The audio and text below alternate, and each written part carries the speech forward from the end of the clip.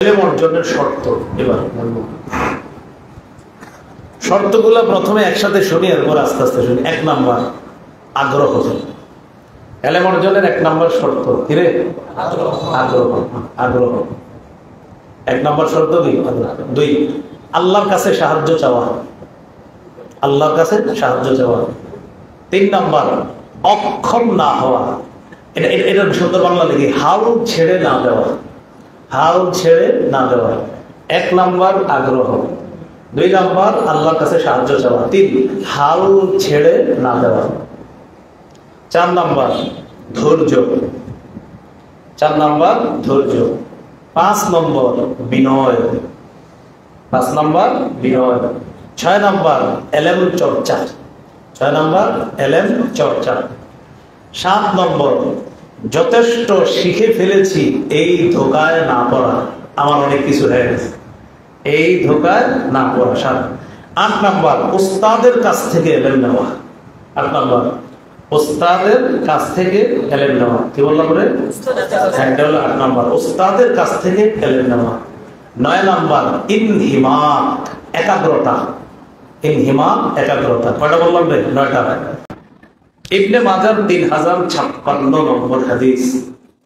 এই হাদিসের মধ্যে আসছে সালাসুল্লাহ ইউহিল্লু আলাইহিন্না কলবু মুমিন। তিন ক্ষেত্রে মুমিনের অন্তর খেয়ানত করতে পারে না। কয় ক্ষেত্রে? তিন ক্ষেত্রে মুমিনের অন্তর প্রতারণা করতে পারে না। এক নাম্বার ইখলাসুল আমালি লিল্লাহ। আমল করবে মুমিন আল্লাহর জন্য, যা কিছু করবে আল্লাহর জন্য, এক্ষেত্রে তার অন্তর প্রতারণা করতে পারে না। 23 পারার 19 পৃষ্ঠার শুরুতে কি আছে?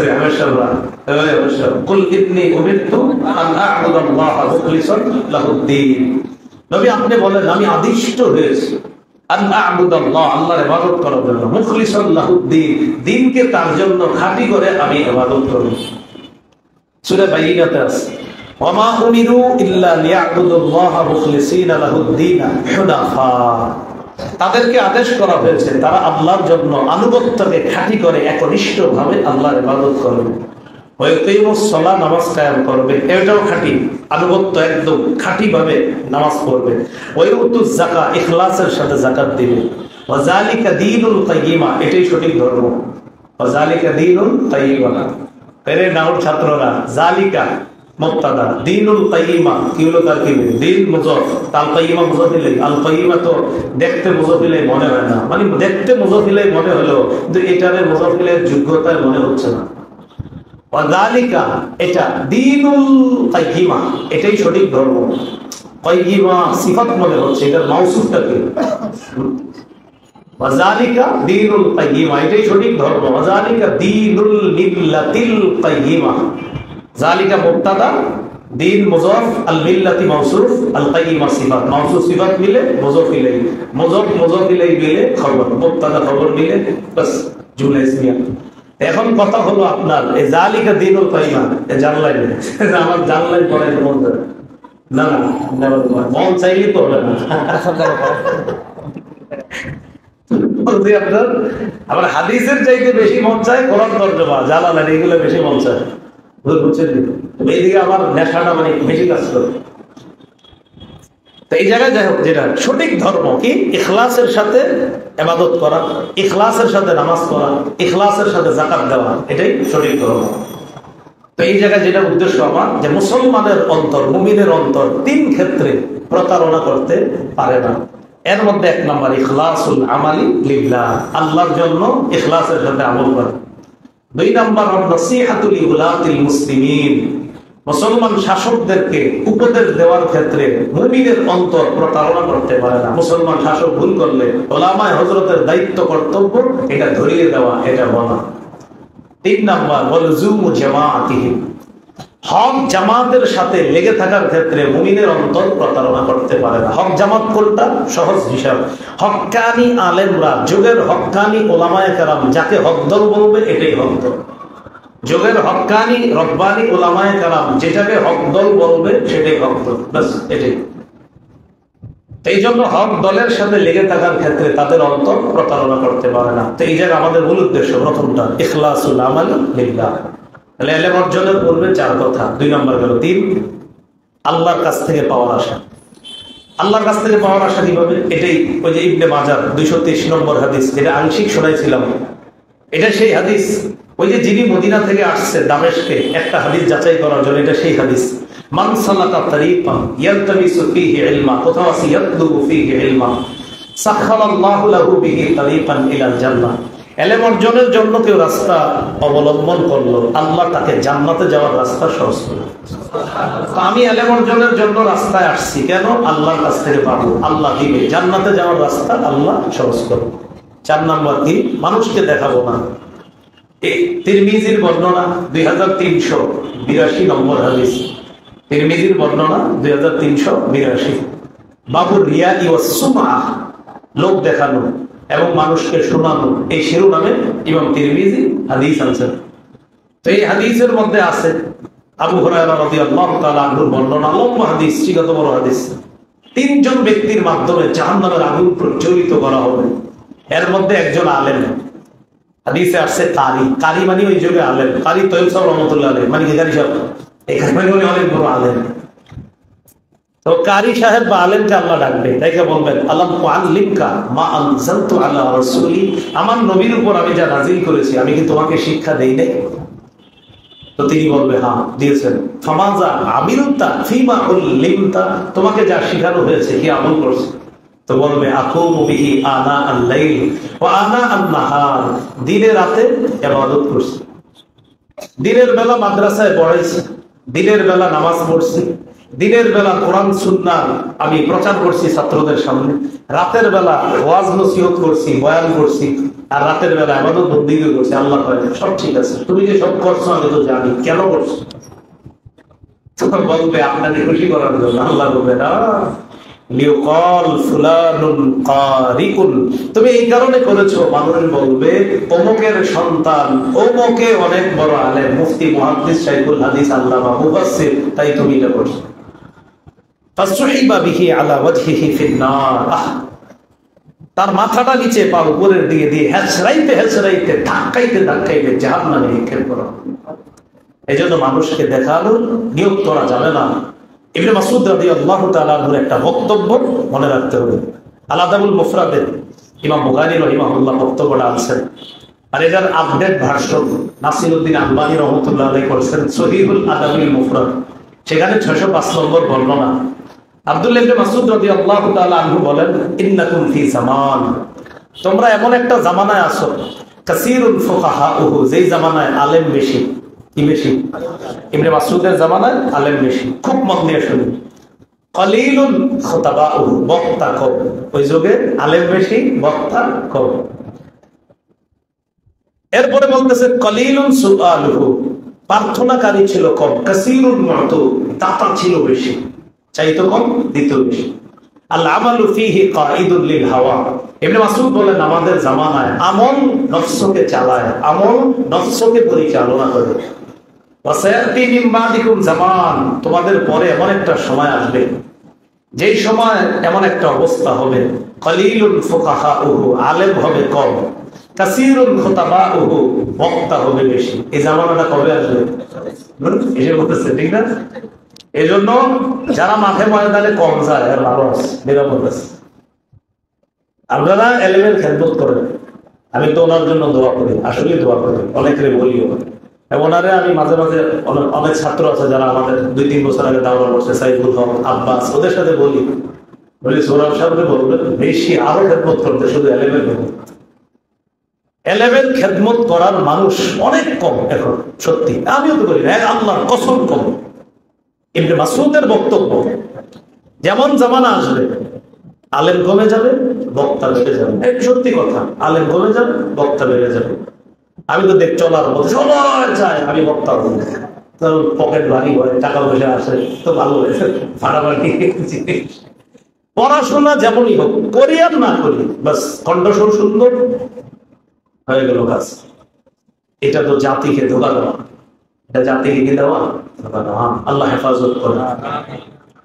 তো ইবনে মাসউদ বললেন এমন একটা জামানা আসবে যে জামানায় আলেম কম থাকবে, বক্তা বেশি থাকবে। ওই জামানায় কাসীরুল সুআলুহু, প্রার্থনাকারী থাকবে বেশি, কলিলুল মুতু, দাতা থাকবে কম। আল হাওয়া ফিহি কাইদুল লিল আমাল, ওই জামানায় নফস আমলকে চালাবে। নফস বলবে এশার নামাজ রাত 3টায় বললে হয়, নফস আমলকে চালাবে। ইবনে মাসউদ বলেন আমাদের যুগে আমল নফসকে চালায়, আমল নফসকে বলেন না নামাজ পড়ো টাইম টু টাইম, যুবক আসর মাগরিব এশা।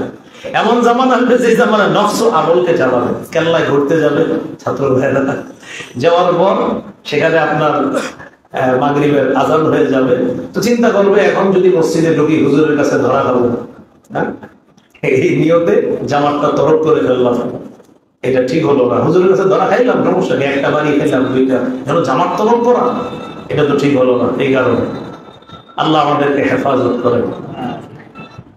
তো যে বিষয়টা আপনাদেরকে বলতে চাইলাম, ইবনে মাসউদ রাদিয়াল্লাহু তাআলা আনহুর যে বক্তব্যটা, এটা কোন বক্তব্যের আলোকে আমরা যে 3 নাম্বার আল্লাহর কাছ থেকে পাওয়ার আশায় এলেম অর্জন করা। তো সেখানে বলতেছিলাম 4 নাম্বার মানুষকে না দেখানোর জন্য এলেম অর্জন করা। তো এই জন্য এমন একটা যুগ এসে গেছে এখন আপনি এমন একটা যুগে আসছেন যেই যুগে এলেম অর্জন তো আপনার বেশি হবেও না, আবার যদি কিছু হয়ও তখন আপনি ভাববেন আমি তো অনেক কিছু, আমি কোনো অংশে কম আছি, এরকম নিজের মনে হবে। আল্লাহ আমাদেরকে এই রিয়া সুবআ থেকে হেফাজত করেন। তাহলে এলেম অর্জনের পূর্বে 4 কথা গেল, বিশুদ্ধ নিয়ত, ইখলাসের সাথে এলেম অর্জন, আল্লাহর কাছ থেকে পাওয়ার আশা। 4 নাম্বার রিয়ার নিয়ত না থাকা। নিয়ত আবার 4 প্রকার, আল্লাহকে খুশি করার নিয়ত, এলেম অনুযায়ী আমল করার নিয়ত। 3 নাম্বার লেখার মৌখিক যোগ্যতা আল্লাহ দান করলে প্রচারের নিয়ত। 4 নাম্বার লেখার যোগ্যতা দিলে লেখে প্রচার করার নিয়ত। 1 নম্বর আগ্রহ, 2 নাম্বার আল্লাহর কাছ থেকে সাহায্য চাওয়া, 3 নাম্বার হাল ছেড়ে না দেওয়া, 4 নাম্বার ধৈর্য, 5 নম্বর বিনয়, 6 নাম্বার এলেম চর্চা করা, 7 নাম্বার যথেষ্ট শিখে ফেলেছি এটা না, এই ধোকায় না পড়া, 8 নাম্বার উস্তাদের কাছ থেকে এলেম নেওয়া, 9 নাম্বার একাগ্রতা, ইনহিমাত, আগ্রহ। আগ্রহের দলিলটা আমরা সূরা কাহাফ থেকে নিই। সূরা কাহাফের 64 নম্বর আয়াত। মুসা নবী খজিরকে বলতেছে, হাল আত্তাবিউকা আলা আন তুআল্লিমানি মিম্মা উল্লিমতা রুশদা, আমি কি আপনাকে অনুসরণ করতে পারি এই শর্তে আপনাকে যে বিদ্যা দেওয়া হয়েছে এটা আপনি আমাকে শিখাবেন। আগ্রহ, তাহলে আগ্রহের একটা দলিল নিলাম সূরা কাহাফের 66 নম্বর আয়াত। মুসলিম শরীফ থেকে একটা দলিল নিই, 2664 নম্বর হাদিস, 2664। এটা হলো আমাদের মাদ্রাসার পুরাতন নুসখাটা, নতুন একটা ইসলামিয়া বের করছে মনে হয়, এটা না পুরাতনটা যেটা মাদ্রাসায় সচরাচর যে নুসখাটা ছিল এটা 2664। হ্যাঁ, এখানে আছে রাসূল সাল্লাল্লাহু আলাইহি সাল্লাম বলেন, ইহরিস আলা মা ইয়ানফাউ, তোমাকে যা উপকার করবে এটার প্রতি তুমি আগ্রহী হও। ইহরিস, আগ্রহী হও, আলা মা ইয়ানফাউ, যা তোমাকে উপকার করবে এটার জন্য তুমি আগ্রহী হও। এই যে নবীজি বললেন যা তোমাকে উপকার করবে এটার ব্যাপারে তুমি কি হও, আগ্রহী হও। তাহলে এটা আমরা জানলাম আগ্রহ। 2 নম্বর কি, আল্লাহর কাছে সাহায্য করা। এই হাদিসটাই মুসলিম শরীফের 2664 নম্বর হাদিসের দ্বিতীয় অংশ, ওয়াস্তাইন বিল্লাহ, ওয়াস্তাইন বিল্লাহ, আল্লাহর কাছে সাহায্য চাও, আল্লাহর কাছে সাহায্য চাও। আল্লাহর কাছে কেমনে সাহায্য চাও?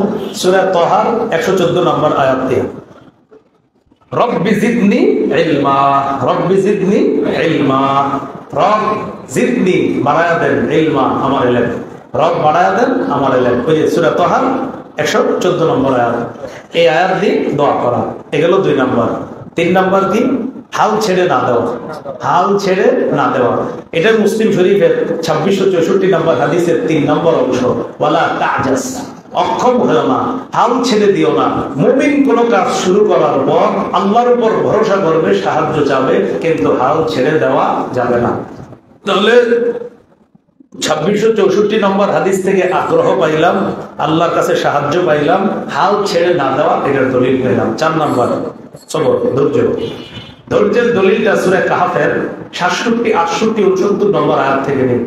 আল্লাহ পাক রব্বুল আলামিন বলেন, খজির মুসা নবীকে বলতেছে, ইন্নাকা লান তাসতাতিআ মাইয়া সাবরা ওয়া কাইফা তাসবিরু আলা মা লাম তুহিত বিহি খুবরা ক্বালা সাতাজিদুনি ইনশাআল্লাহু সাবিরান ওয়া লা আ'সি লাকা আমরা। খজির বলে, আপনি আমার সাথে ধৈর্য ধরতে পারবেন না। হাবেশাবরা কইরে কোন বাড়ায় 15 পারা 15 পারা 6 পৃষ্ঠা 16 পারা। হ্যাঁ, তো খজির মুসা আলাইহিস সালামকে বললেন এর ধৈর্য ধারণ করতে পারবেন না। মুসা নবী বললেন, খজির বলতেছে ওয়াকাইফা তাসবিরু আলা মা লাম তুহিব্বিহি খুবরা, ওই বিষয়ে কিভাবে ধৈর্য ধরবেন যে বিষয়ে আপনার জ্ঞান নেই। মুসা নবী বললেন ইনশাআল্লাহ আমাকে ধৈর্যশীল পাবেন আর আমি আপনার অবাধ্য হব না ইনশাআল্লাহ, এরকম বলছে। তো এখান থেকে জানলাম কি ধৈর্য, সবর। 5 নম্বর বিনয়। তিরমিজির বর্ণনা 2039 নম্বর হাদিস। এই হাদিসের মধ্যে আসছে রাসূল সাল্লাল্লাহু আলাইহি সাল্লাম বলেন, মা নাকাসাত সাদাকাতুম মিন মাল, সদকার সম্পদ কমে না, সদকা করলে যাকাত দিলে কমে না। এরপরে বলতেছে নবীজি, ওমা যাদাল্লাহু রাজুলান বিআফিন ইল্লা ইজ্জা, আল্লাহ রাব্বুল আলামিন ক্ষমার করার কারণে কোন মানুষ আরেকজনকে ক্ষমা করে, এটার কারণে তার ইজ্জত আরো বাড়ায়, তার ইজ্জত আরো বাড়ায়। 3 নম্বর, ওমা তাওয়াদা আহাদুন লিল্লাহ ইল্লা রাফাআহুল্লাহ, কেউ যদি আল্লাহর জন্য বিনয় হয় আল্লাহ তার মর্যাদা বাড়ায় দেয়। এলেমের জন্য বিনয়ী হওয়া, ওস্তাদের সামনে খুব আদব শিক্ষা গ্রহণ করা, ওস্তাদের কাছ থেকে আদব নেওয়া, বিনয় অর্জন করা। এক্ষেত্রে একটা ঘটনা আপনাদেরকে শোনাই, ওস্তাদের কাছ থেকে আদব নিবেন। মানাকিবুল ইমাম মালিক রহিমাহুল্লাহ, কি নাম কি রে? মানাকিবুল ইমাম মালিক রহিমাহুল্লাহ। এখানে খালি একটু মনে রাখবেন যে ওস্তাদের থেকে আপনি ওস্তাদের আখলাক নিতে হবে, ওস্তাদ কিভাবে অন্যের সামনে বিনয়। আমাদের ওস্তাদরা যখন মুফতি ইয়াহিয়া সাহেব আসে, যখন বড়রা আসে, তখন তারা কি অবস্থা হয়, হ্যাঁ এখানে যারা ওস্তাদ যখন তাদের বড়রা আসে তখন দেখবেন আপনাদের চেয়ে তারা বেশি পেরেশান, কেমনে তার সম্মান হবে, মর্যাদা হবে। এগুলো শিখতে হবে যে আমি যার কাছ থেকে শিখি উনি আরেকজনের সামনে দেখি একদম ছোট, এগুলো ওস্তাদের কাছ থেকে শিখি।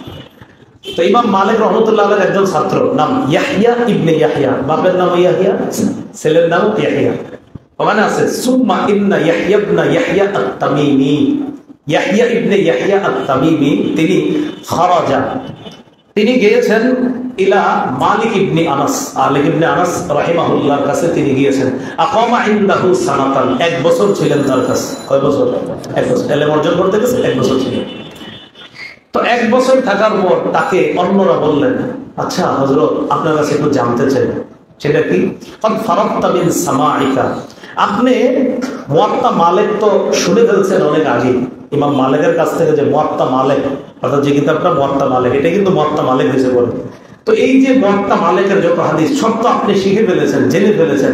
তো এরপরেও অতন্তাল কিয়াম, এত লম্বা সময় ইমাম মালিকের কাছে কি করছেন? তো ইয়াহইয়া ইবনে ইয়াহইয়া জবাব দিলেন যে আমি ওনার কাছে অবস্থান করেছি এরপরেও কেন জানো? মুস্তাফিদান লিশামাইলিহি, আকামতু ইনদাহু মুস্তাফিদান লিশামাইলিহি।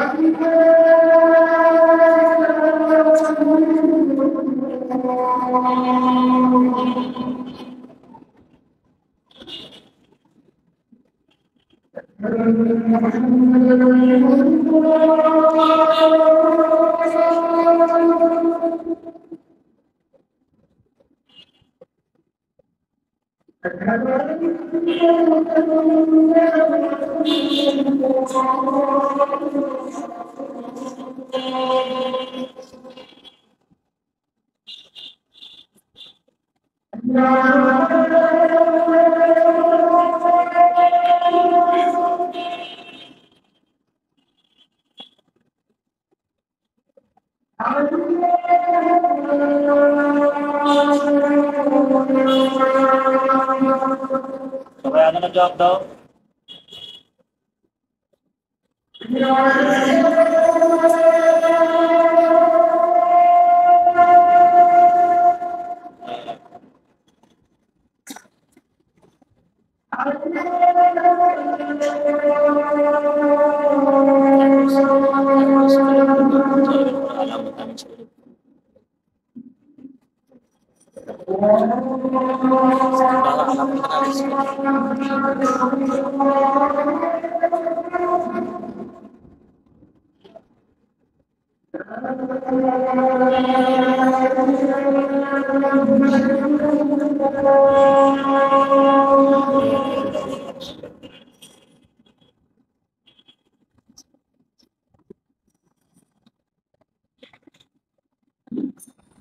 কোনটা বলতেছিলাম? ইমাম মালিকের কাছে পড়াশোনা শেষ, এরপরে এতক্ষণ কেন আছে? তো জবাব দিলেন, আকামতু ইনদাহু মুস্তাফিদান লিশামাইলিহি, তার চারিত্রিক বৈশিষ্ট্য থেকে আমি উপকৃত হওয়ার জন্য সেখানে লম্বা সময় ছিলাম। কেন? ওনার চরিত্রের মধ্যে আলাদা কি আছে?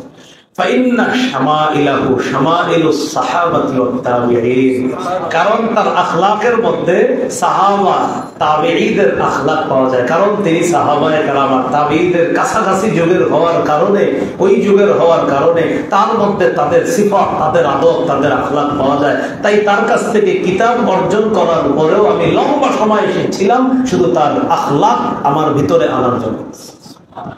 তাহলে কি শিখলাম? ছাত্ররা আমরা যারা পড়াশোনা করব, পাশাপাশি আখলাক শিক্ষা এটা আমাদের জন্য জরুরি। কতগুলো? 5 নাম্বার বিনয়, না? হ্যাঁ, বিনয়। 6 নাম্বার ইলম চর্চা করা। সূরা জারিয়াতের 56 নম্বর আয়াত, ওয়াদাক্কির ফাইন্না যিকরা তানফাউল মুমিনিন।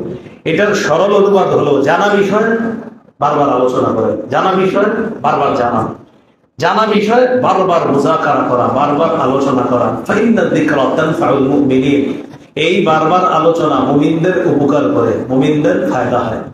এই জন্য ইলম চর্চা, এটা জানলেও বারবার চর্চা করা। আমরা অনেক সময় কি হয়, একটা বিষয় জানলে একটু মেধা কম যাদের ক্লাসে, আর মেজাজ খারাপ হয়ে যায়, তোর আরে হ্যাঁ বুঝে না কেন এরকম। মানে হুজুর পড়ায় যখন একটু মেধা বেশি যাদের, তো মেধাহীন যারা একটু মেধা কম, এরা যদি বারবার প্রশ্ন করে, সাধারণত মেধাবীর একটু অর্থাৎ ভালো লাগতেছে না হুজুর সামনে পড়ানো, এটা হতে পারে বিষয়টা, কথার কথা। তা আপনারা যারা মেধাবী একটু, আপনারা কিন্তু মেধা যাদের কম একটু, তাদের সাথে একটু চর্চা করা, খানা খেতে বৈশা, দস্তরখানে বৈশা চর্চা করা, এটা উত্তম, এটা ভালো কাজ। আমার জীবনে আল্লাহ আমাদের দ্বীনের জন্য কবুল করেছে, মানে আমি আমার জীবনে আমি মনে করি আমার ছাত্র ভাইদের দোয়ায়, আর দোয়া আমি সবসময় আমি যে দ্বীনের লাইনে, আমি যে মাদ্রাসায় আসি আর দ্বীনের লাইনে লেগে গেছি, পাঞ্জাবি আছে, চুলি আছে, মাঝখানে পড়াশোনা ছেড়ে দিয়েছি, মাদ্রাসা করবো না যে কোনো কারণে, এরপরেও যে আল্লাহ দ্বীনের লাইনে রাখছে, আমার ছাত্র ভাইদের দোয়া আছে। আমি বলি আমার ছাত্র ভাইদের দোয়া, ছাত্র ভাইদের দোয়া কামাই করাটা এটাও জরুরি। ছাত্র ভাইদের দোয়া দেওয়া এটা জরুরি, খুব বেশি জরুরি। তো যে বিষয়টা বললাম, আমার ছাত্র ভাইদের মধ্যে অনেকে ছিল, এদের কিনে আমি সারাদিন বসে থাকতাম, একদম সারাক্ষণ এদের কিনে বসে থাকতাম, সারাক্ষণ। মানে বিষয়গুলা, জানা বিষয়গুলা কোনোভাবে আমরা চর্চা করে পারি, এই সারাক্ষণ এদেরকে নিয়ে বসে থাকতাম। তা আমার বিশ্বাস এদের দোয়া আমার জীবনে খুব বেশি কাজে লাগছে। তো জানা বিষয় বারবার চর্চা করা, এগুলো 6 নম্বর। 7 নম্বর, অনেক যথেষ্ট শিখে ফেলেছি ধোকায় না পড়া। ইমাম শাফি, ইমাম শাফি না শাফি, ইমাম শাফি, তাকে জিজ্ঞাসা করা হলো, মিন আইনা লাকা হাযাল ইলমু কুল্লু, আচ্ছা আপনি এত ইলম অর্জন করছেন কিভাবে? তিনি জবাব দিলেন 3 কারণে। কয় কারণে? বিনাফিল ইতিমাদ, আমি আমার বিদ্যার উপর কখনো ভরসা করি নাই, যে আমি যথেষ্ট শিখে ফেলেছি এরকম ভরসা করি নাই। বিনাফিল ইতিমাদ। 2 ওয়াসাইরি ফিল মিলাদ, দেশে দেশে খালি সফর করছি ইলমের জন্য। 3 ওয়াসবরিন কাসবরিল হিমার, গাধার মতো ধৈর্য ধরছি। ওয়াসবরিন কাসবরিল হিমার, গাধার মতো ধৈর্য ধরছি। এই 3 কারণে আল্লাহ আমাকে ইলম দিয়েছে। তাহলে এর মধ্যে আমাদের মূল আলোচনা বিনাফিল ইতিমাদ, যথেষ্ট শিখে ফেলেছি, এই ধোকায় কখনো না পড়া। কত গেল? 7। 8 নম্বর, উস্তাদের থেকে ইলম নেওয়া, এটা জরুরি বিষয়। মুসনাদ আহমদ হাদিসের কিতাব 5 নম্বর খণ্ড 266 নম্বর পৃষ্ঠা, আবু উমামা রাদিয়াল্লাহু তাআলা আনহু থেকে একটা হাদিস, রাসূল সাল্লাল্লাহু আলাইহি সাল্লাম বলেন, খুযুল ইলমা ক্বাবলা আন ইয়াযহাবা, ইলম চলে যাওয়ার আগে ইলম গ্রহণ করো। এটা খুব জরুরি। জাহেলদের সামনে এই হাদিসটা আপনারা শোনাইতে হবে, খুব জরুরি হাদিস। খুযুল ইলমা ক্বাবলা আন ইয়াযহাবা, ইলম চলে যাওয়ার আগে ইলম গ্রহণ করো। সাহাবীরা বললেন, কাইফা ইয়াযহাবুল ইলম ওয়া ফিনা কিতাবুল্লাহ, হুজুর ইলম চলে যাবে কিভাবে? আল্লাহর কোরআন তো আছে। নবী বললেন আওলাম তাকুনিত তাওরাত ওয়াল ইনজিল ফি বনি ইসরাঈল ফালাম ইউগনিয়া আনহুম শাইআ। বনি ইসরায়েলের মাঝে তো তাওরাত ছিল, ইনজিল ছিল, কই তারা পথভ্রষ্ট হলো কেন? তাদের তো কোনো কাজ হয়নি। তখন নবী বললেন সাকিলাতকুম উম্মাহাতুকুম, ধমক দিয়ে বললেন শোনো, ইন্না যাহাবাল ইলম আইয়াযহাবা হামালাতু, ইন্না যাহাবাল ইলম আইয়াযহাবা হামালাতু। ইলম চলে যাওয়া মানে ইলমের বাহকগণ চলে যাওয়া, ইলম চলে যাওয়া, ইলমের বাহকগণ চলে যাওয়া। ইদানিং কালে আমরা পড়াশোনা করে কিছু জানলে মনে হবে যে জানেন আমি অনেক জানি, কিন্তু এটা মাথায় রাখা হাফিজি হুজুর চলে যাওয়া, শাইখুল হাদিস চলে যাওয়া, মুফতি আমিনী চলে যাওয়া, কায়েদে বিল্লাহ জুনায়েদ বাবুনগরী রহিমাহুল্লাহ চলে যাওয়া, শাইখুল ইসলাম চলে যাওয়া, নুর হোসেন কাসিমি রহিমাহুল্লাহ চলে যাওয়া, কাজী মুতাসিম বিল্লাহ রহিমাহুল্লাহ চলে যাওয়া, ফকিহুল বিল্লাহ রহিমাহুল্লাহ তারা চলে যাওয়া, এক একটা ইলমের সমুদ্র খাজানা চলে যাওয়া। যদিও আমাদেরকে পণ্ডিত মনে হয়, কিন্তু রাসূল বলছেন তারা চলে যাওয়া, ইলম চলে যাওয়া, জানা যাবে তারা চলে যাওয়া, ইলমটা বেশি ইয়াকিন করতে হবে। নবী বলছেন তাহলে একটা সাল্লাল্লাহু আলাইহি সাল্লাম বলেন ইন্নাল্লাহা লা ইয়ামুনটা হবে না, ওয়ালাকিন ইয়াকবিজুল ইলম বিকবজিল উলামা। আল্লাহ আলেমদেরকে উঠিয়ে নেওয়ার মাধ্যমে ইলম উঠিয়ে নেবেন। তাহলে একদম সরাহাতার কথা নবী ডাইরেক্ট বলছেন আলেমরা চলে যাবে, ইলম চলে যাবে। যদিও মনে হবে আমি বলি, আপনার দেখবেন আপনি কিছু শিখবেন মনে হবে না আমি তো মাশাআল্লাহ ভালো জানি। রাসূল বলছেন বাহকগণ চলে যাওয়া, ইলম চলে যাওয়া। তুমি যতই মনে করো বাহাদুর, কিন্তু না, চলে গেছে। 2 নম্বর দৃষ্টান্ত। 3 নম্বর আরেকটা দৃষ্টান্ত নেই। রাসূলের একজন সাহাবী আবু দারদা, সুনানে দারিমি হাদিসের একটা কিতাব আছে, এই কিতাবের 251 নম্বর বর্ণনা। আবু দারদা বলেন মালি আরা উলামাআকুম ইয়াযহাবুনা ওয়া জুহালাকুম লা ইয়াতাআল্লামুনা। কি হলো? আলেমরা বিদায় নিতেছে আর জাহেলরা এখনো শিখতেছে না। উনি বলতেছে কি হলো? আলেমরা বিদায় নিতেছে আর মূর্খরা এখনো শিখতেছে না। তখন তিনি বললেন শোনো, সবসময় তোমরা মনে রাখবা ইন্না রাফআল ইলম, ইন্না রাফআল ইলম যাহাবুল উলামা, ইন্না রাফআল ইলম যাহাবুল উলামা। ইলম উঠিয়ে নেওয়া মানে আলেমদের প্রস্থান, আলেমরা চলে যাওয়া।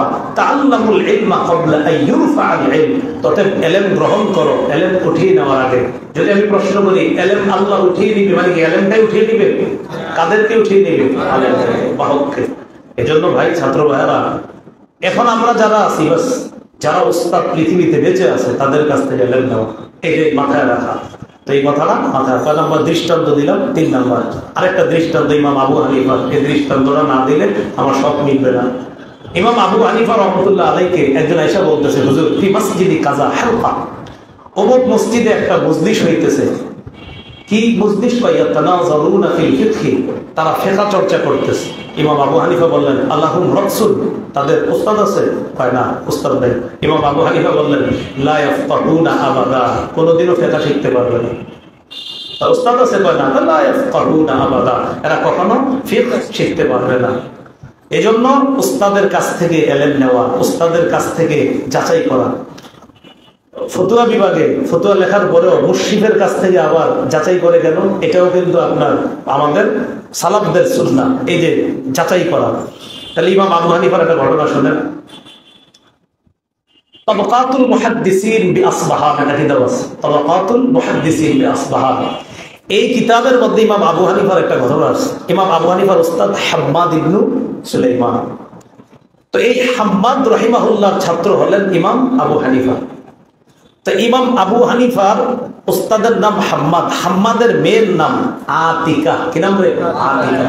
এই আতিকা থেকে বর্ণনা, তিনি বলেন কানান নুমান, ইমাম আবু হানিফার কথা বলতেছে, কানান নুমান বিবাবিনা ইয়ানদিফু কুতনানা ওয়া ইয়াশরি লাবানানা ওয়া বাকলানা। ইমাম আবু হানিফা বা নুমান তিনি আমার আব্বার ছাত্র ছিলেন, আব্বার খেদমত করতেন। তিনি খালি সুযোগ বাইর করতেন আব্বার কাছে কেমনি আসা যায়, খালি সুযোগ বের করতে যে আব্বার কাছাকাছি আসা যায় উস্তাদ। এই জন্য কি করতেন? আমাদের দরজায় বসে আমাদের তুলা, এই তুলাগুলাকে এরকম ঠিক করতো, তুলা তুলা দরজায় বসে বসে। আর ওয়াশরি লাবানানা ও বাকলানা, বাজার থেকে গিয়ে আমাদের জন্য দুধ আনতেন, সবজি আনতেন, ওমা আসবাহা যালিকা, আরো বাজার সদায় আনতেন। আসলে এগুলা তার মাকসাদ না, তার মাকসাদ হলো আব্বার কাছাকাছি কেমনে থাকা যায়। ইতিমধ্যে কানা রাজুলু ইয়াজিবু ইলাইহি ওয়া ইয়াসআলুহু, মানুষ ইমাম আবু হানিফার কাছে আসতো, আসার পর মাসালা জিজ্ঞাসা করতো। তো ইমাম আবু হানিফা বলতেন, মা মাসআলুতুকা, তোমার মাসালা কি? তো বলতেন এই মাসালা। ইমাম আবু হানিফা জবাব দিতেন, আল জাওয়াবু ফিহা কাযা, এটা হলো জবাব। কি বলতেন? এটা হলো জবাব। জবাব দেওয়ার পর কি করতেন? ইয়াদখুলু ইলা হাম্মাদ, ইমাম আবু হানিফা হাম্মাদ রাহিমাহুল্লাহর কাছে যাইতেন। যাওয়ার পর ওস্তাদকে বলতেন, ওস্তাদ এক ব্যক্তি আমার কাছে আসছে, আসার পর ফাসআলা আন কাযা, এই ব্যাপারে জিজ্ঞাসা করছে, ফাআজাবতুহু বিকাযা, আমি এই জবাব দিছি। ফামা তাকুলু আনতা, ওস্তাদ আপনি কি বলেন এই মাসালায়? আমার কাছে একজন আসছে, আমি এই জবাব দিছি। ফতোয়া বিভাগের ছাত্রদের যে কাজটা এখন ফতোয়া লেখার পর শেষমেশ মুফতির কাছে যেতে হবে, ওনার কাছে গিয়ে যাবে। ইমাম আবু হানিফা কি করতেন? তো এটাকে ওস্তাদকে বলতেন, ফামা তাকুলু আনতা, আপনি কি বলেন? তখন উস্তাদ বলতেন, হাদ্দাসুনা কাযা ওয়া ক্বালা আসহাবুনা কাযা ওয়া ক্বালা ইব্রাহিম কাযা।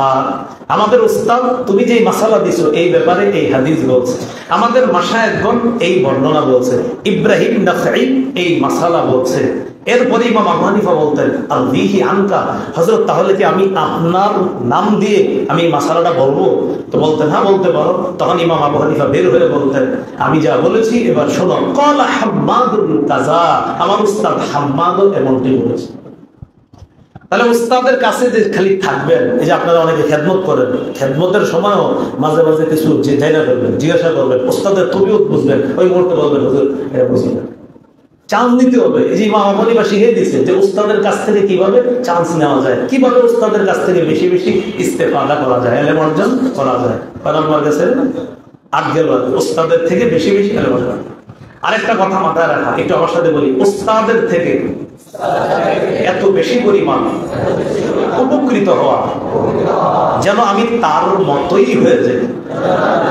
আসলে তো হবে না, চেষ্টা করা, কি করার চেষ্টা করা। সিয়ার আলামিন নুবালাতে একটা বর্ণনা আছে, লাম ইয়াকুন আহাদুম মিনাস সাহাবা আশবাহা দাল্লান ওয়া সামতান ওয়া হাদিয়ান মিন ইবনে মাসউদ বিন নবী সাল্লাল্লাহু আলাইহি সাল্লাম। কি আছে ওখানে? নবীর সাহাবীদের মধ্যে আব্দুল্লাহ ইবনে মাসউদ নবীর চলনে বলনে, ওঠা বা বসা, কথাবার্তায় নবীর সাথে সবচেয়ে সাদৃশ্য রাখতেন যে সাহাবী, তিনি আব্দুল্লাহ ইবনে মাসউদ রাদিয়াল্লাহু তাআলা। নবীর ওঠা বসা, চলন বলন, এটার সাথে সবচেয়ে বেশি সাদৃশ্য রাখতেন কে? আব্দুল্লাহ ইবনে মাসউদ রাদিয়াল্লাহু তাআলা। এবার দেখেন, ওয়া কানা আশবাহান নাস বিইবনে মাসউদ, আব্দুল্লাহ ইবনে মাসউদের সাথে সবচেয়ে বেশি সাদৃশ্য রাখতেন তার ছাত্র আলকামা। ওয়া কানা আশবাহান নাস বিআলকামা, আলকামার সাথে সবচেয়ে বেশি সাদৃশ্য রাখতেন ইব্রাহিম আন-নাখঈ। ওয়া কানা আশবাহান নাস বিইব্রাহিম মানসুর ইবনুল মুআতামির, ইব্রাহিম আন-নাখঈর সাথে সবচেয়ে বেশি সাদৃশ্য রাখতেন তার ছাত্র মানসুর ইবনুল মুআতামির। ওয়া কানা আশবাহাহুম বিহি, মানসুর ইবনুল মুআতামিরের সাথে সবচেয়ে বেশি সাদৃশ্য রাখতেন সুফিয়ান আস-সাউরি। সুফিয়ান আস-সাউরির সাথে কানা আশবাহাহুম বিহি ওয়াকি ইবনু জাররাহ সবচেয়ে বেশি সাদৃশ্য রাখতেন। ওয়া কানা আশবাহাহুম বিওয়াকি, ওয়াকির সাথে সবচেয়ে সাদৃশ্য রাখতেন আহমদ ইবনু হাম্বল রাহিমাহুল্লাহ। কি শিখলাম? উস্তাদ ছাত্রের মতো একদম, আর না ছাত্র উস্তাদের মতো একদম হয়ে যাওয়ার চেষ্টা করা। আল্লাহ তৌফিক দান করেন। 9 নম্বর একাগ্রতা, আগ্রহ। বাস তিনটি বাহ্যিক উপকরণ, দ্রুত তিনটি বাহ্যিক উপকরণ। কয়টি বাহ্যিক উপকরণ? তিনটি। 1 নম্বর মোতালা, 2 নম্বর ক্লাসে বসা নিয়মিত, 3 নম্বর তাকরার। এই বাহ্যিক উপকরণ কয়টি? তিনটি। মোতালা, ক্লাসে নিয়মিত বসা, 3 নম্বর তাকরার। মোতালা 2 প্রকার, উস্তাদের মোতালা, ছাত্রের মোতালা। উস্তাদের মোতালা 3 প্রকার, কিতাবি মোতালা, হুজুরে যে কিতাব দিয়েছে 6টা 7টা 5টা এগুলো। 2 নম্বর ফন্নি মোতালা, ওনার আগ্রহ নাহু, উনি নাহু নিয়ে প্রচুর বলবেন। 3 নম্বর কিতাব সুন্নাহ ব্যাপক মোতালা, এটাকে বলা হয় তাফাক্কুর ফিদ্দীন। কিতাব সুন্নাহ, কোরআন সুন্নাহর ব্যাপক মোতালা। ছাত্রদের মোতালা এটা 2 ধরনের। দাওরা পর্যন্ত ছাত্রদের মোতালা হলো সামনের সবক বোঝা, আর ইফতার ছাত্রদের কই হুজুর সুন্নাহ আপনি একটু জানাই দিয়ে রেখে। আচ্ছা, ইফতার ছাত্রদের মোতালা হলো কোরআন সুন্নাহ গবেষণা করে মাসাইল বের করা। তাহলে দাওরা পর্যন্ত ছাত্রদের মোতালা সামনের সবক বোঝা, আর ইফতার ছাত্রদের মোতালা কোরআন সুন্নাহ গবেষণা করে মাসাইল বের করা। 3টি বাহ্যিক উপকরণ গেল, এবার 3টি আভ্যন্তরীণ উপকরণ। 1 নম্বর উস্তাদের আদব, 2 নম্বর প্রতিষ্ঠানের আদব, 3 নম্বর কিতাবের আদব। উস্তাদের আদব আবার 4 ধরনের: মোহাব্বত, আজমত, ইতাআত, খেদমত, মোহাব্বত, আজমত, ইতাআত, খেদমত। এই ছাত্ররা যাদের মেধা একটু কম, উস্তাদের এত খেদমত করবেন যেন উস্তাদ চোখের পানি ছাইরা দোয়া করে আর বড় আলেম। ইমাম শাফি রহমতুল্লাহ আলাইহির একজন ছাত্র, বলে ফেলুন হুজুর সময় তো দেখি। ইমাম শাফি রহমতুল্লাহ আলাইহির একজন ছাত্র নাম রবি ইবনে সুলাইমান। কি নাম? রবি ইবনে সুলাইমান। তাবকাতুশ শাফিইয়াতে আছে ঘটনাটা। এই রবি ইবনে সুলাইমান তিনি ছিলেন কানা বাতি আল ফাহমি, বুঝ শক্তি একদম কম ছিল। কানা বাতি আল ফাহমি, বেশি বুঝ ছিল না। ফাকাররার শাফি আলাইহি মাসআলাতান ওয়াহিদা 40 মাররা। ইমাম শাফি তাকে একটা মাসালা 40 বার বুঝাইছে। ফালাম ইয়াফহাম, বুঝে না বুঝার কারণে কমা মিনাল মাজলিসি হায়াআন, লজ্জায় উঠে গেছে। হুজুর এতবার বলতেছে বুঝতেছে। উঠে যাওয়ার পর উস্তাদ নাসুর বান্দা, ইমাম শাফিও নাসুর বান্দা, ফাদাআহু শাফি ফি খালওয়া, নির্জনে আবার ডাকছে, বলে এদিকে আসো। কি হইছে? বুঝি না। ওখানেও আসছে, ফাকাররারা, আবার বোঝানো শুরু করছে। কাররারা মানে কাররারা, এখান থেকে কি বোঝাচ্ছে? বারবার বুঝাইতেছে, বুঝাইতে হাত্তা ফাহিমা, এক পর্যায়ে বুঝে গেছে। তাহলে ছাত্র কেমন আর উস্তাদ নাছর বান্দার ধরে বুঝাবো। এই রবি ইবনে সুলাইমানকে আল্লাহ কত কবুল করছে, এক পর্যায়ে সিকা, ইমাম শাফির ছাত্রদের মধ্যে যারা সিকা বর্ণনাকারী, আল্লাহ তাকে ওই সিকা বর্ণনাকারীদের অন্তর্ভুক্ত বানায়। আপনারা হাদিসের কিতাব পড়লে ইব্রাহিম আল মুজানি নামে একজনের নাম শুনবেন, অনেক বড় আলেম, সমসাময়িক আলেম হলেন রবি ইবনে সুলাইমান। এই দুইজনের ব্যাপারে একটা বর্ণনায় মতভেদ হয়েছে। তো সাধারণত ইব্রাহিমের মতভেদ এটাই সবাই মানবে যে ইব্রাহিম ওনার মতো আলেমের এটাই গ্রহণ করা, কিন্তু ওই যুগের কদ্দামাল আসহাব রিওয়ায়াতার রবি, রবির বর্ণনাকে ইব্রাহিমের উপরে ওই যুগের সবাই প্রাধান্য দিয়েছে। সুবহানাল্লাহ। এই রবি ইবনে সুলাইমানের ব্যাপারে ইমাম শাফি বলেন, মা খাদামানি আহাদুন ফাত্তু মা খাদামানির রবি, রবি আমার যত খেদমত করছে এত খেদমত কেউ করে নাই। রবি ইবনে সুলাইমান বলেন, ওয়াল্লাহি মাশতারাতু আন আশরাবাল মা, আমি পানি পান করতে পারতাম না। কেন? শাফি ইয়ানজুরু ইলাইয়া হাইবাতান লাহু, আমার উস্তাদ আমার দিকে তাকায় থাকলে আমি লজ্জায় পানিও পান করতে পারতাম না। এটা হলো হাইবত, ভয়, উস্তাদের প্রতি শ্রদ্ধার কারণে আমি পানি পান করতে পারতাম না। এবার ইমাম শাফি যে কথাটা বলছে ছাত্রের ব্যাপারে, এটা একটু আপনারা মুখস্থ রেখেন। এই মাদ্রাসার কোন উস্তাদ যেন আপনাদেরকে খুশি হয়ে এই কথাটা বলে, হুজুর এমনি বলবে না, খুশি হয়ে বলতে হবে। কি ইমাম শাফি তার ছাত্রকে বলছে, ও রবি মা আহাব্বাকা ইলাইয়া, ও রবি তোমার আমার এত ভালো লাগে কেন? ছাত্রকে উস্তাদ বলবে, মা আহাব্বাকা ইলাইয়া, কোন জিনিস তোমার এত প্রিয় বলবো আমার কাছে, আমার এত ভালো লাগে কেন তোমার? অথচ বুঝ শক্তি ছিল। ইমাম শাফি বলতেছেন, আল্লাহি লাউ আমকানানি আন উতইমাকাল ইলমা, ও রবি ইলম যদি খাওয়ায়া দেওয়া সম্ভব হইতো, লা তামতুকা, আমি তোমার এমনি খাওয়ায়া দিতাম। ছাত্রকে বলতেন। তাহলে ছাত্রের মধ্যে উস্তাদ কি পরিমাণ খুশি হয়েছে। হ্যাঁ, এই জন্য উস্তাদ ছাত্রের ব্যাপারে এই কথা বলা, এটা কিন্তু স্বাভাবিক বিষয় না। আল্লাহ আমাদেরকে বোঝার তৌফিক দান করেন। তাহলে কি শিখলাম আমরা? 8 নাম্বার, উস্তাদের কাছ থেকে এলেম নেওয়া। উস্তাদের কাছ থেকে শুধু এলেম না, আখলাক নেওয়া, বিনয় শেখা, ভদ্রতা শেখা। 9 নাম্বার কি ছিল?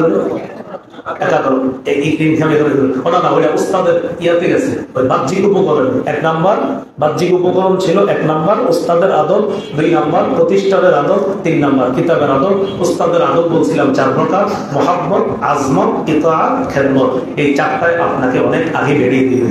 সর্বশেষ কথা, কোরআনের ছাত্র যারা, জালালাইনের ছাত্র আর কোরআন যারা পড়ে, তাদের উদ্দেশ্যে 4টি কথা। 1, কোরআনের বিশুদ্ধ তেলাওয়াত। 2, কোরআনের বিশুদ্ধ অনুবাদ। 3, কোরআনের সঠিক মতলব বোঝা। সঠিক মতলবটা বুঝতে হবে। যেমন মতলব বোঝা বললাম, অত্তিন অজাইতুন, 3 জাইতুনের শপথ করছে আল্লাহ। কেন? উদ্দেশ্য ফিলিস্তিন, বাইতুল মুকাদ্দাস আর শাম। শাম দ্বারা কি উদ্দেশ্য? ঈসা নবী। ঈসা নবী দ্বারা কি উদ্দেশ্য? ইনজিল। তুর সিনিন, তুর সিনিন দ্বারা কি উদ্দেশ্য? মুসা নবী। মুসা নবী দ্বারা উদ্দেশ্য তাওরাত। ওয়া হাদাল বালাদিল আমিন, এই নিরাপদ শহর দ্বারা উদ্দেশ্য মুহাম্মদ সাল্লাল্লাহু আলাইহি সাল্লাম। তাকে দিছি যে কোরআন, অর্থাৎ ইনজিলেও আমি আল্লাহ বলেছি, তাওরাতেও বলেছি, কোরআনেও বলেছি, লাকাদ খালাকনাল ইনসান ফি আহসানি তাকওয়িম। ইনজিলেও বলেছি, কোরআনেও বলেছি, তাওরাতেও বলেছি, আমি মানুষকে সর্বোত্তম অবয়বে সৃষ্টি করেছি। এজন্য বলছে অত্তিন ওয়াজাইতুন ওয়া তুরি সিনিন ওয়া হাদাল বালাদিল আমিন। কোরআনের সঠিক মতলব বোঝা। 4 নাম্বার, কোরআনের আদেশ নিষেধগুলো নিজের জীবনে বাস্তবায়ন করা, আদেশ অনুযায়ী চলা, নিষেধ থেকে বেঁচে থাকা। এটা গেল কোরআনের ছাত্ররা। হাদিসের ছাত্ররা সারা জীবন মনে রাখবো, কোরআনের বাস্তব তাফসিরের নাম হাদিস। কোরআনের বাস্তব তাফসিরের নাম হাদিস। বাস এক কথা। ফতুয়া বিভাগের ছাত্র ভাই যারা আছে আমরা মনে রাখবো, কোরআন সুন্নাহর সার নির্যাস ফিকহ, কোরআন সুন্নাহর সার নির্যাস ফিকহ, অর্থাৎ কোরআন সুন্নাহ গবেষণা করে ফতুয়া বিভাগের ছাত্র ভাইরা আমাদেরকে সিরাতে মুস্তাকিম দেখাবে। কোরআন সুন্নাহ গবেষণা করে ফতুয়া বিভাগের ছাত্র যারা, তারা সিরাতে মুস্তাকিম মানুষের সামনে উপস্থাপন করতে হবে। আল্লাহ আমাদের সকলকে যে কথাগুলো আজকে বললাম, দাওরাত হাদিসের ছাত্ররা আগামী ক্লাসে আমাদের শোনাইতে হবে কথাগুলো, আর অন্য অন্য যারা আপনারা আপনাকে হুজুর করে শোনাই দিন। আল্লাহ রব্বুল আলামিন আমাদের সকলকে যে কথাগুলো শুনলাম বললাম, আমরা সবাই যেন এরকম একজন তালেবের হতে পারি। আল্লাহ তৌফিক দান করেন। আমিন ওয়া আখিরু দাওয়ানা আলহামদুলিল্লাহ।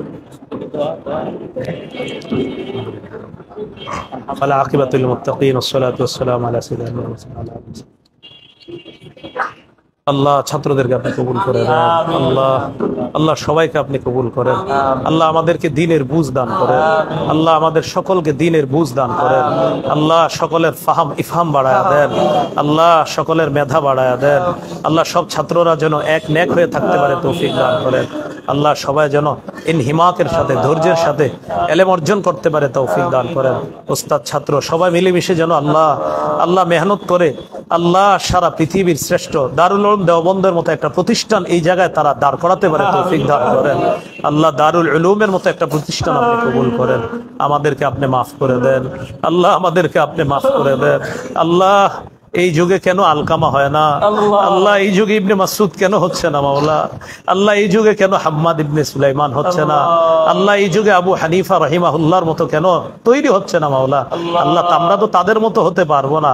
ও মাওলা, তাদের নকশে কদম, তাদেরকে অনুসরণ করে যেন অন্তত তাদের মতো এলেম পিপাসু হতে পারি আমরা। আল্লাহ তৌফিক দান করেন। আল্লাহুম্মা সাল্লি ওয়া সাল্লিম ওয়া বারিক আলা মুহাম্মদ। সুবহানা রাব্বিকা রাব্বিল ইজ্জাতি আম্মা ইয়াসিফুন, সালামুন আলাল মুরসালিন, আলহামদুলিল্লাহ।